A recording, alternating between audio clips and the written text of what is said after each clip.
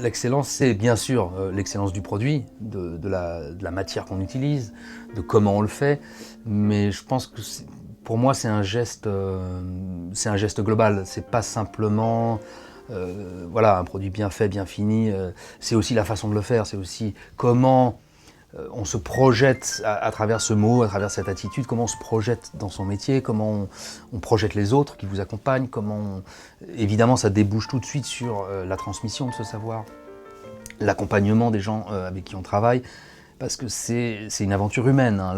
L'excellence, ça recouvre un ensemble de choses, un ensemble de qualités, de valeurs qu'on veut absolument cultiver, qu'on veut absolument transmettre.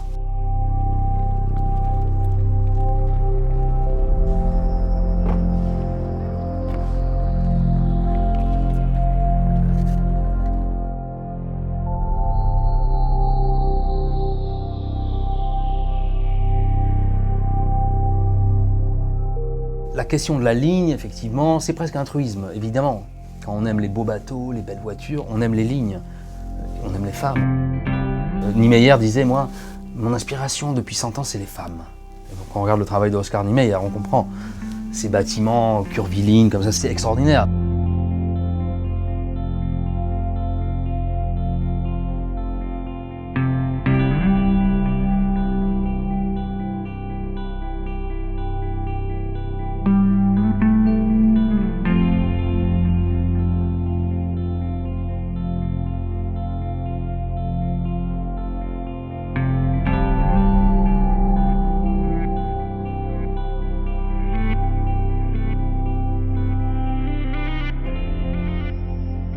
Avec Xavier de Royer, mon nouvel associé, on partage une passion commune pour les voitures, particulièrement pour les voitures 60-70, qui est pour moi un petit peu quand même l'âge d'or du dessin dans l'automobile, dans les avancées technologiques qu'il y avait, etc., dans la qualité des moteurs, et toutes ces choses-là. Et on s'est dit, on va faire un rallye, c'est formidable, on va emmener des gens se balader, mais finalement, qu'est-ce qu'on va leur faire découvrir, qu'est-ce qu'on va leur montrer, qu'est-ce qu'on va leur apporter?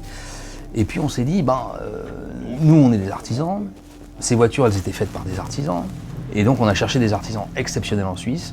Et en fait l'idée c'était ça, l'idée c'était au détour d'une balade en voiture, d'un moment un peu incroyable, de découvrir tout d'un coup quelque chose qui va vraiment les étonner.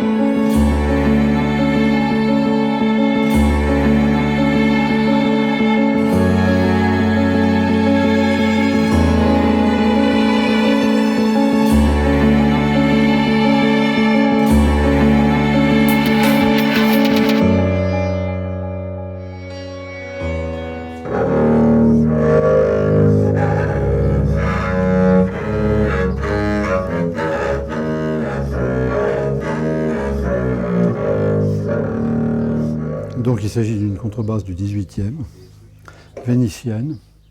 C'est extrêmement rare de trouver un instrument dans cet état-là. Les contrebasses en général ont été très maltraitées, elles ont des fractures dans tous les coins.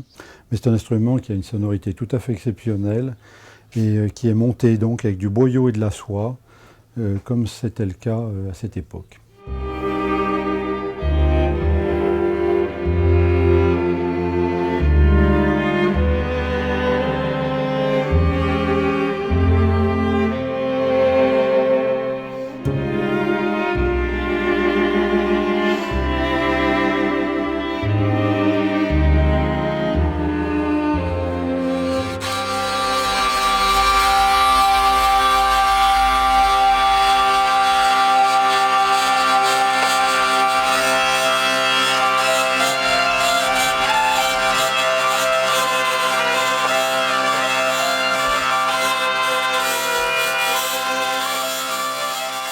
Donc en fait, vous avez un archet circulaire qui fait vibrer ces deux cordes à l'unisson qui font le chant.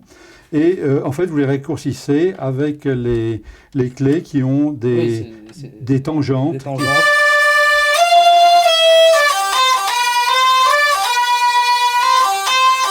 Et alors, vous avez les bourdons que vous pouvez faire intervenir ou non.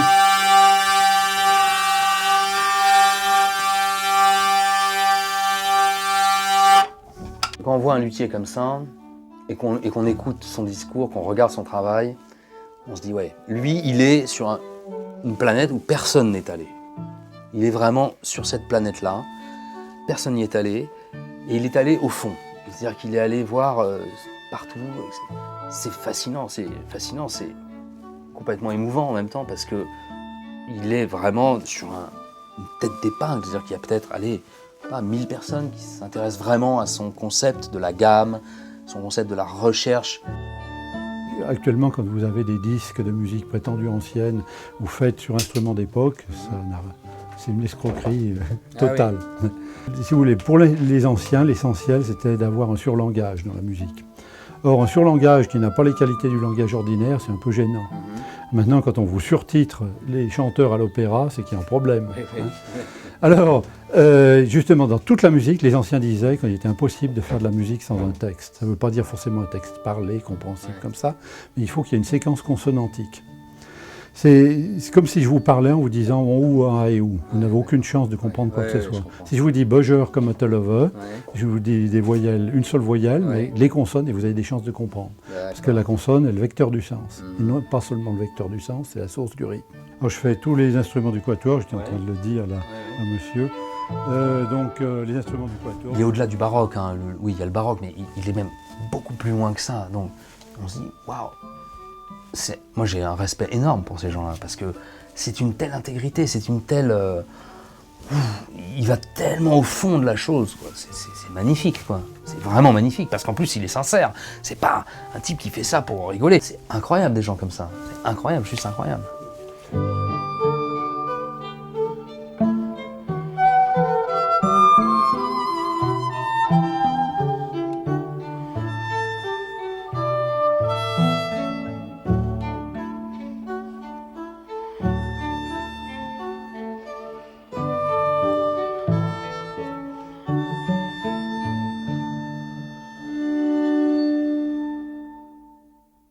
Je pense qu'il y a d'abord, grâce au ciel, une culture chez les humains qui reste encore très très forte, hein, pas qu'en Europe d'ailleurs, parce que même en Chine, on parle de la Chine, mais la Chine, ils ont une culture exceptionnelle au niveau des savoir-faire. Quand on visite la cité interdite, on est interdit justement de voir à quel point ces gens avaient un savoir-faire exceptionnel.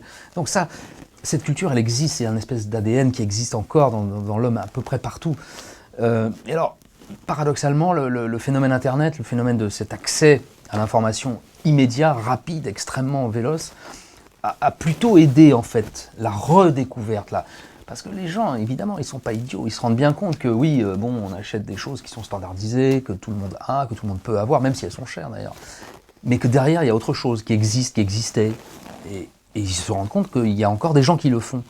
Et ils se rendent compte que oui, la saveur de ces choses-là, elle est irreproductible. Enfin, elle n'existe qu'une fois. C'est pour ça que c'est pas de l'art, mais c'est comme une démarche artistique. C'est comme on a un objet, que ce soit un costume, un soulier très bien fait, un meuble.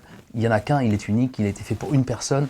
Et donc, à ce titre, il a une vie complètement autonome. Ça, c'est extraordinaire de pouvoir penser ça aujourd'hui.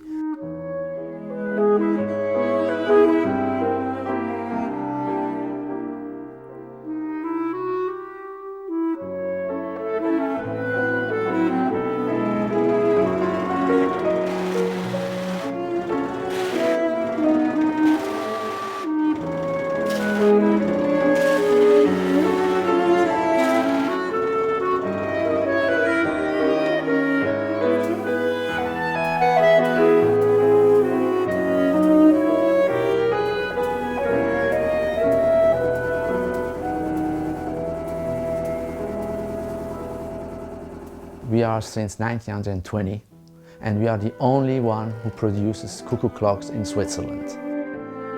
We make about 36,000 pieces a year. That's the maximum. More we cannot do. But usually we make between 28,000 and 32,000 pieces. The bodies which are finished here, which are all of wood, linden wood, and actually also the wood is dried for 3 years, which is very expensive actually, but we had made a very good experience that the cuckoo clocks didn't crack. And then the bodies come to Fellanden, that's near Zurich, and there we put the mechanism in and the music movements and the figuring. And after that we will send it worldwide. Most who loved our cuckoo clocks are the Americans, and now the Chinese are the #1 for us. It takes a long time. It's not a big production, but it takes a long time as everything is handmade. At the end, it takes about 4 months. That is at least what we need. For the selling of those cuckoo clocks, I don't see any problems for the future. More is the skilled people to find. You will find less and less because young people like more to work with computers than to start to work by hand and carve. That is our biggest problem. The average, it's the youngest which we have is at the moment 48 and the oldest one is 66. But he's still working, so he likes it. So.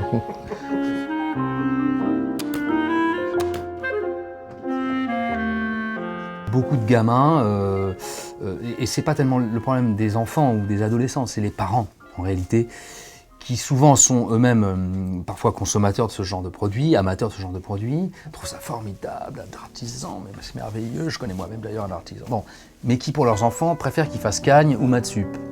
Bon. On a un gros snobisme en France par rapport à ça, je sais pas d'où ça vient, mais sur l'extraction de ces métiers, c'est un vrai problème.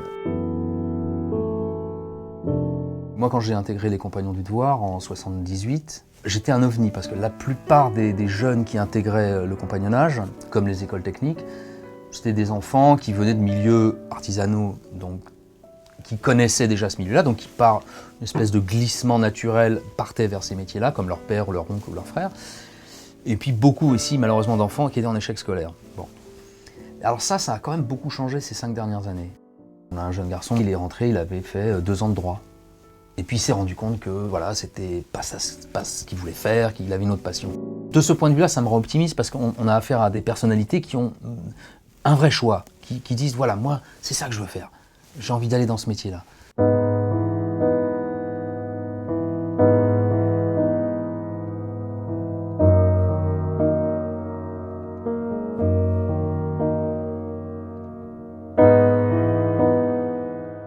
On est dans un métier où la façon de le faire, le geste qu'on fait, c'est le même depuis des siècles.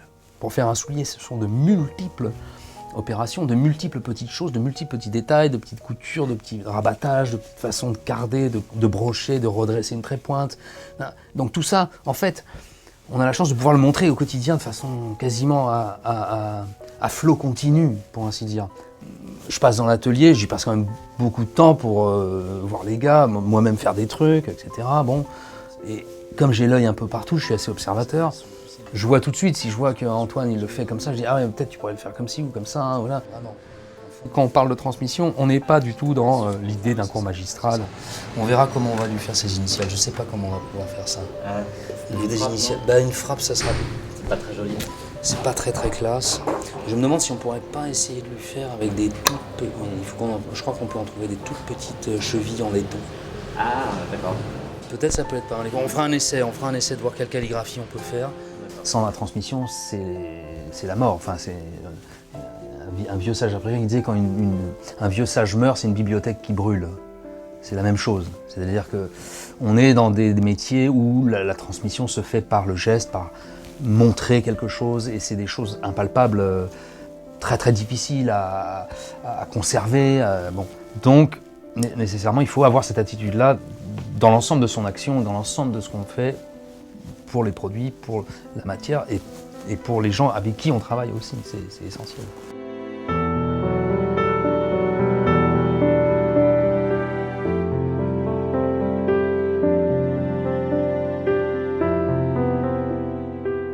Moi, quelqu'un qui passe à la maison, qui reste 5 ans, 10 ans, 2 ans, peu importe, enfin bref, avec qui ça se passe bien, que je trouve qu'il fait un boulot formidable et tout, il s'en va, il s'installe, bah, c'est la vie. Moi, je l'ai fait. Donc, je peux pas... Et puis, comment ? C'est un honneur, enfin, c'est une fierté. C'est une fierté, s'il se casse pas la gueule. Mais j'ai l'exemple d'un vieux comme ça, avec qui qui était un de mes maîtres, mais alors là, bon, qui est une vraie histoire d'amour, un truc très très fort, un vieil artisan breton qui s'appelait Jean Dréan, qui était un vieux bottier de province, comme ça se faisait à l'époque, depuis 9 générations, 1705 de père en fils, hein, à la Roche-Bernard. Attention. Et j'avais découvert ce vieux monsieur par l'intermédiaire d'un de mes frères compagnons qui y avait travaillé. Je l'appelle, je lui dis voilà, je veux travailler chez vous. Il me dit oh, je travaille plus, je suis à la retraite, je veux travailler chez vous, je veux travailler. Je lui envoie des lettres, Je lui dis écoutez, vous me payez pas, vous me logez, vous me nourrissez, je viens l'été chez vous pendant mes vacances. Je veux être chez vous. Il accepte finalement. J'y vais pendant un mois d'août complet et là ça a été une histoire exceptionnelle parce que j'étais chez lui avec sa femme, sa fille, 18 ans avec qui j'ai failli me marier, une vraie histoire de geste. Une vraie chanson de geste, un truc fantastique. J'y suis allé 3 étés chez lui. Tous les étés, j'y allais en vacances. Et évidemment, j'ai pas épousé sa fille. Évidemment, il m'en a pas tenu rigueur. Évidemment, et quand je me suis installé, il avait les larmes aux yeux. Il est venu me voir à Paris. Parce que son frère était un vendeur de cuir à Paris. C'est une famille vraiment qui était très connectée. Et il est venu me voir, il était tellement content. Et ça, pour moi, c'est une leçon aussi de transmission. C'est-à-dire que oui, ça arrive. Si le gars est brillant, s'il y arrive, pourquoi pas ? Pourquoi pas ?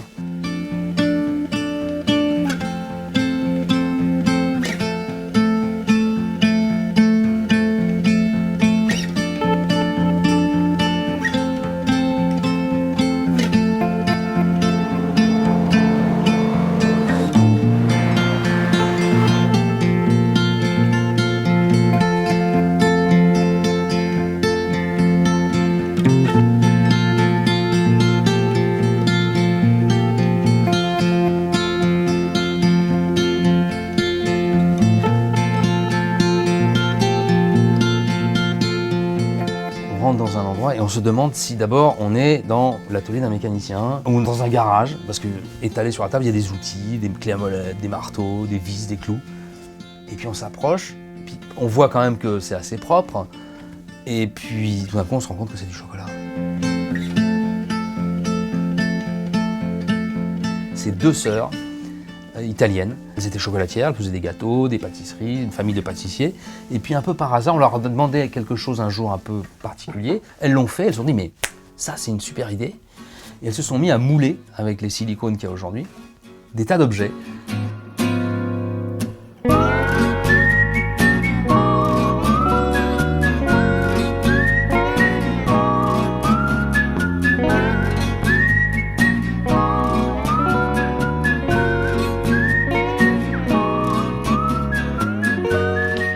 Mais en plus, au-delà de faire le moule et de mouler l'objet, elles ont trouvé les poudres alimentaires pour colorer, pour donner une patine, un effet de rouille, un effet de...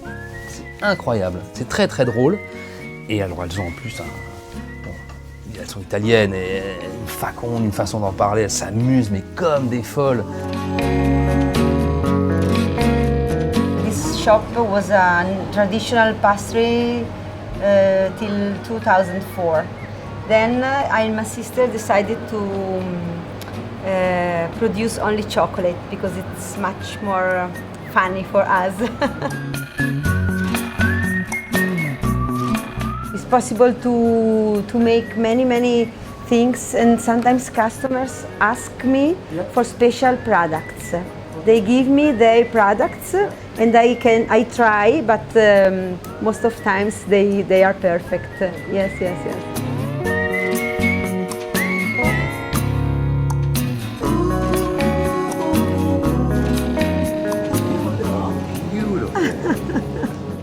If you need some pieces, you can take it. Yes, with the new brakes. Yes.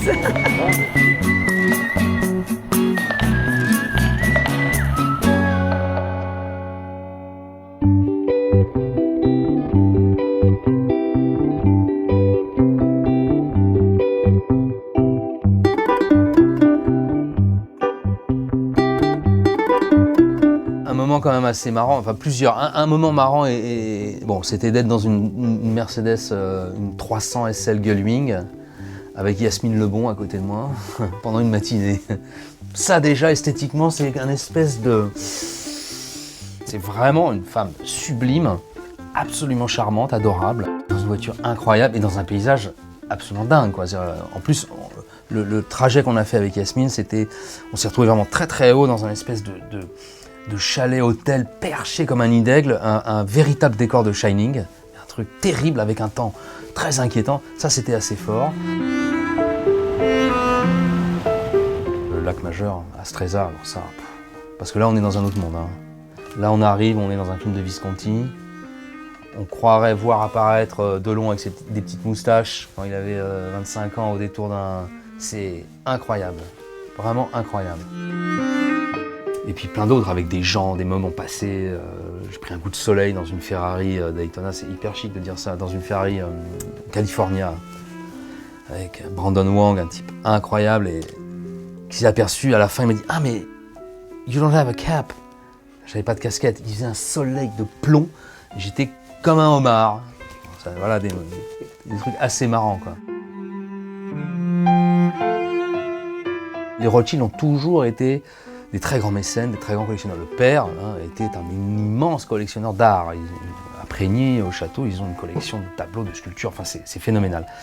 Et Benjamin, lui, il est beaucoup plus sensible à l'artisanat. C'est un homme qui adore les belles choses, il collectionne plein de choses, des fusils, des couteaux, c'est vraiment un passionné, mais de l'artisanat. Pour lui, la vraie richesse d'une culture, la vraie richesse d'un patrimoine, c'est l'artisanat. C'est-à-dire c'est ce qui reste, c'est ce qu'on transmet aux enfants, c'est ce qu'on voit dans les églises, c'est ce qu'on voit dans les maisons, bon. Et donc ils ont une énorme action dans ce sens-là. Et c'est des gens discrets. C'est pas des show-off. Ils le font parce qu'ils aiment ça.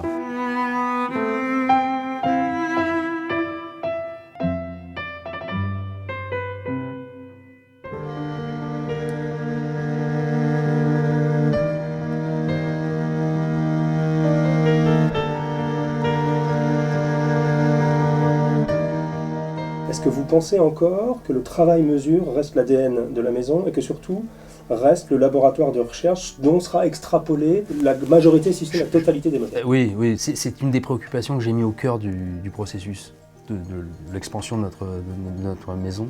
On a un métier, on a des valeurs esthétiques, on a des lignes, tout ça c'est en nous, on les connaît, on va les infuser dans ce produit prêt-à-porter, fabriqué d'une façon plus mécanique, mais quand même, on va lui insuffler ça, on va essayer de lui donner ça. Et c'est, je pense, hyper important que cet ADN qu'on a dans la mesure, on le retrouve dans le prêt-à-porter. Et alors, on a pu le faire parce que c'est dès le départ qu'on a dit, voilà, nous, quand on fraise un bout, on le fraise comme ça. Quand on fait un débordant, on le fait comme ça. Quand on fait un cambrion, on le fait comme ça. Et toutes ces choses-là, on tient absolument les détails de finition, et puis même la façon de le faire, on veut absolument le conserver. Après, si on a vraiment l'œil de l'aigle, on le voit, mais à regarder vite, on se dit, ah tiens, c'est une belle chaussure sur mesure. Et parce qu'on est très très proche, en fait. Même dans la façon de le faire, de le cuisiner.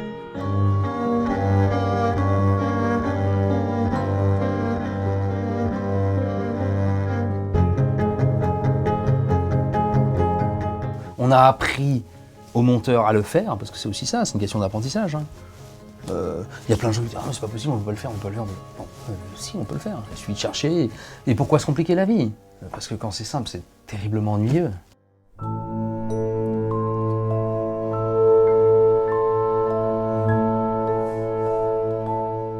Je m'appelle François Staub. Je suis ébéniste. J'ai fait aussi d'autres études de design ou des choses un peu comme ça.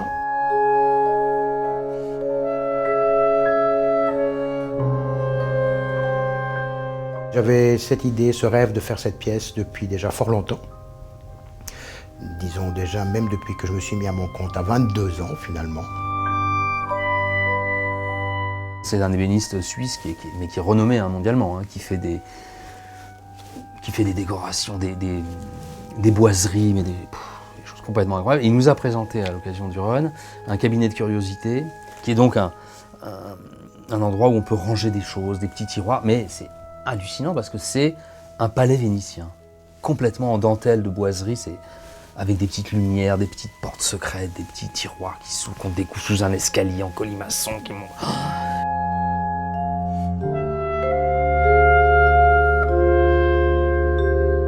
Au bout de 2 minutes, j'étais grand comme ça et j'étais dans la maquette. C'est-à-dire que j'avais l'impression de monter l'escalier, de regarder les tiroirs, de regarder. C'est vraiment incroyable ça.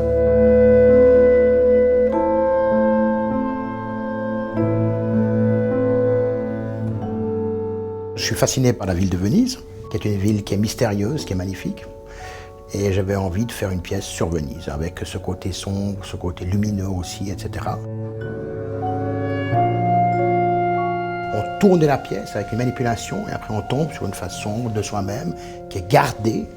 Et après on ouvre ces tiroirs secrets, donc chacun a en soi ses tiroirs.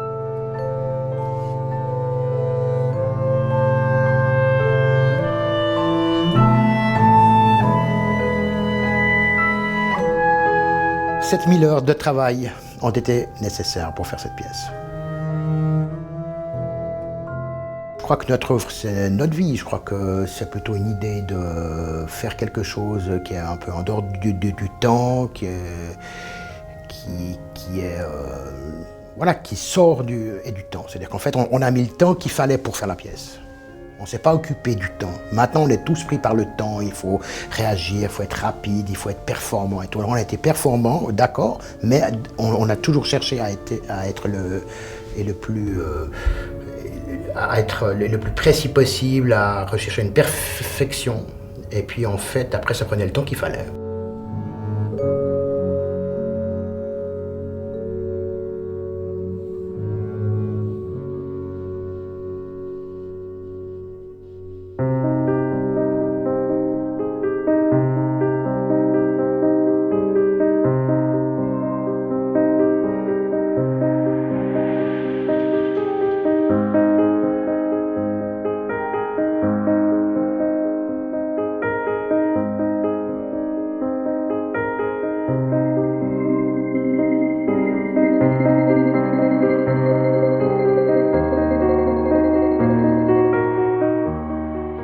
Quand je vois un garçon qui était avec nous au Run, qui était Jay Alexander, qui a une espèce de personnalité, c'est ce grand black magnifique, drôle en plus, avec un humour incroyable. Bon, je le vois immédiatement, j'ai envie de lui faire des chaussures. Immédiatement. Ça, c'est un gros facteur pour moi d'inspiration. Parce que finalement, je fais des souliers, mais les souliers, c'est fait pour être portés, donc c'est fait pour partir de l'atelier, c'est pas fait pour les garder en vitrine et les conserver. Et très souvent, il y en a quand elles partent, on a vraiment le cœur fendu. Mais c'est ça qui nous fait aimer ce qu'on fait et qui nous donne envie de le faire, c'est de pouvoir faire des souliers pour quelqu'un. Moi, j'ai un peu la sensation quelquefois de travailler un petit peu comme une éponge ou comme un filtre. C'est-à-dire qu'on met à travers d'un cours d'eau et qui va laisser passer et quand on le relève, ramasser certaines choses. Quelquefois des petites pépites d'or, on ne sait jamais. Il y a une dimension de talent chez certains clients qu'il ne faut jamais laisser passer. Jamais. Le modèle Sergio Bordeaux, c'est un modèle que j'ai fait pour un client qui s'appelait Sergio. À l'époque, c'était un très grand agent de photographe, d'une élégance incroyable et puis surtout d'une excentricité complètement dingue. Un jour, il vient chez moi, il y a longtemps, il y a presque 20 ans, il me dit « Ah, écoutez, on se vous voyait à l'époque, il me dit « Je ne sais pas ce que je veux, j'aimerais que vous me trouviez quelque chose pour moi. » Et le type, je l'ai vu, je dis « Waouh, ça, on va trouver. » Alors, j'avais moins de rapidité de focus à l'époque, mais j'ai mis 4 mois, on a fait un truc qui est le bout, légèrement ce qu'ils appellent serdaigle, mais qui est entre les deux, quoi. C'est-à-dire ce petit plongé très doux comme ça. Parce que c'était lui. La création, c'est pas une génération spontanée, c'est pas un champignon. Ça vient avec quelqu'un d'autre, c'est un partage, c'est une rencontre, une discussion. Alors, soit elle est des deux côtés, mais où elle est visuelle, où elle est quelquefois olfactive. On sent une odeur, on se dit ah ça me plaît, ça m'inspire ça, tiens, qu'est-ce que... Et puis c'est un enchaînement de choses. Mais je pense que c'est très mystérieux, hein. C'est pour ça que c'est difficile à reproduire. Je pense que moi et Xavier, on a un petit peu la même philosophie, c'est-à-dire qu'on est toujours à regarder le verre à moitié plein et toujours à regarder c'est quoi next, c'est quoi, qu'est-ce qu'on va faire maintenant, qu'est-ce qu'on va faire maintenant, qu'est-ce qu'on va faire maintenant. Pas dans la précipitation, mais juste, okay, ça on l'a fait, c'est bien, on est super content, on y pense, c'est dans notre cœur, c'est dans notre chair, mais bon voilà, maintenant on va faire autre chose. Qu'est-ce qu'on va faire ?